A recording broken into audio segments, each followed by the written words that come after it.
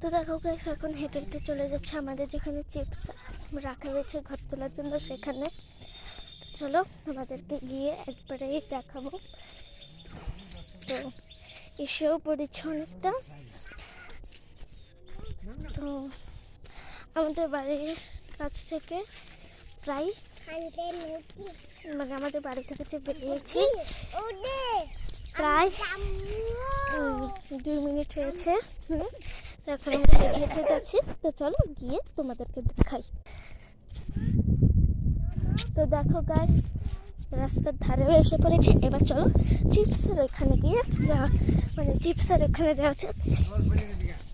এবার আমি স্ট্রিটে যাচ্ছি, তো গিয়ে সেটা তোমাদেরকে দেখাচ্ছি। চলো এখানে দেখো আমরা এসে পড়েছি।